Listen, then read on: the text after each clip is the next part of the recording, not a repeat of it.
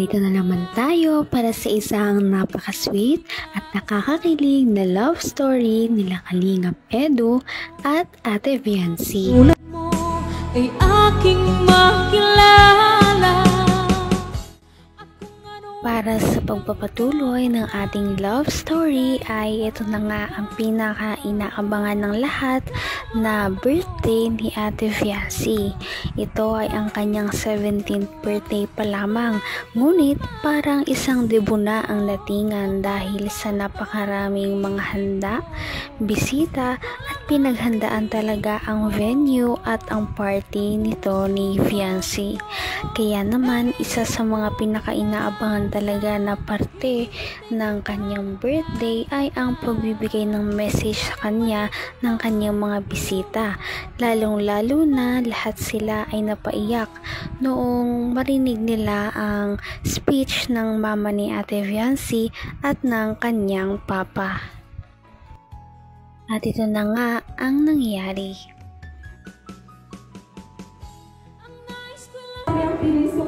Masaya po na talagang sobrang saya. Sa sobra po pong saya, parang hindi ko po maintindihan yung nararanasan ko ngayon na feelings po. Maraming salamat po sa inyong lahat. Sa mga kamag-anak po ngayon na nandito, sa mga tita po ni Viancy, salamat po sa pagpunta ninyo dito. Sa inyo po lahat, sa inyo po. Salamat. Salamat po ako sa Panginoon at nabigyan po ng magandang anak ko. Tapos po na nagpapasalamat pa ako at na po ng Kalingap si Viancy po at natulungan po nila. Maraming salamat po sa lahat po yung sumusuporta sa kanya. Ang buong Kalingap po kay Kuya Bal. Maraming kita mahal. Hindi na naiwasan ng mama ni Ate Viancy na talagang umiyak sa harap ng kanyang anak at sa napakaraming mga bisita dahil nga sobrang hirap din talaga ng kanilang pinagdaanan noon. Isang kahig, isang tuka talaga ang kanilang pamumuhay. Kaya siguro ay natatas siya dahil ang mga ganitong bagay ay hindi talaga naranasan ng kanyang anak. Ang mga party, paghahanda sa mga birthday dahil walang-wala talaga sila noon. Kahit ang kanilang pangkain lamang sa araw-araw ay hirap na nga silang punuan, mga party pa kaya. Kaya maluha-luha na talaga siya at sasaya dahil ito na ang nararanasan nila sa ngayon. Kay Jack at sa mga T-Boys po, kay Buklam, kay Ido po, maraming salamat po sa pagsuporta sa kay Viancy. Saka sa lahat pong mag-sponsor, hindi ko po kayo isa-isa na marami po kayo. Maraming salamat po. At ang wish ko po sa kanya, sana makapagtapos muna siya ng pag-aaral na matupad yung mga pangarap niya. At kung talagang tapos na siya na matupad na yung pangarap niya, kung ano man ang gusto niya sa sarili niya, magagawa niya na. Sana huwag kang magbago. Kung anong tayo noon, ganun ka pa din hanggang ngayon. Huwag mong kakalimutan niya. Salamat. Thank you very much. Hindi ko naman akalain na hindi ko rin inaasahan. At mas lalong ang mahirap ang kanilang buhay noon dahil sa hindi inaasahan na pagkakasakit ng papa ni Ate Viancy. Kaya naman hindi ito makapagtrabaho ng maayos kahit gustuhin man niya na kumayod sa kanyang pamilya ay hinahadlangan talaga ito ng kanyang sakit.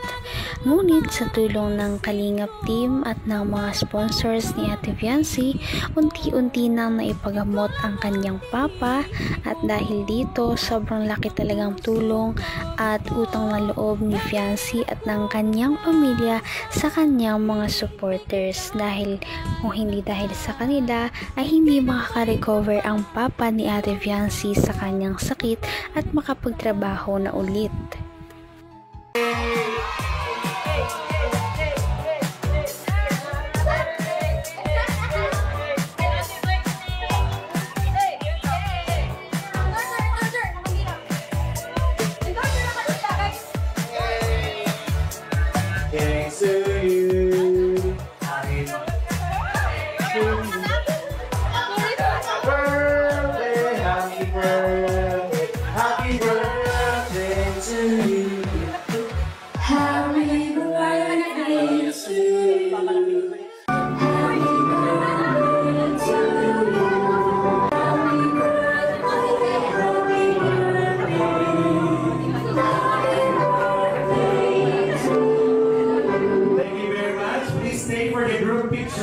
Salamat po.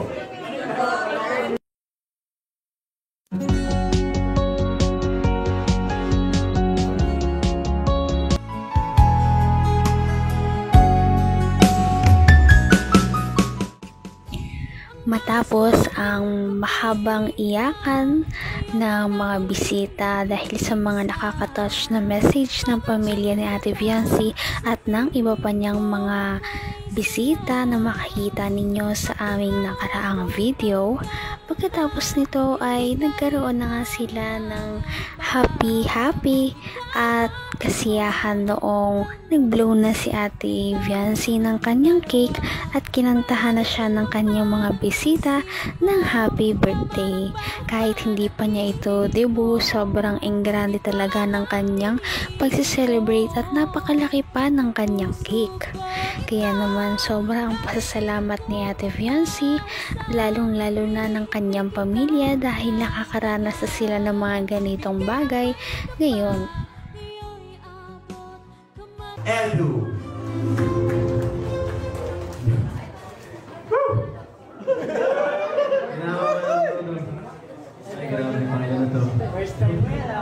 First time ko po ito sa buhay. Naka-joy. Hello. Ayan, muna sa lahat, magpapasalamat tayo kay Kuya Bal, ang founder ng Kuya Bal. Yung tips mo, manig, copy. Mga magayon natin, yung lang po.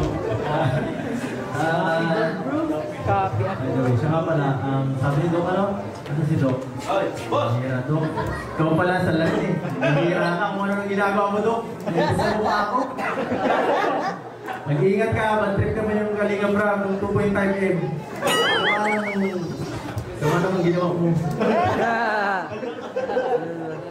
Siya nga pala, ay.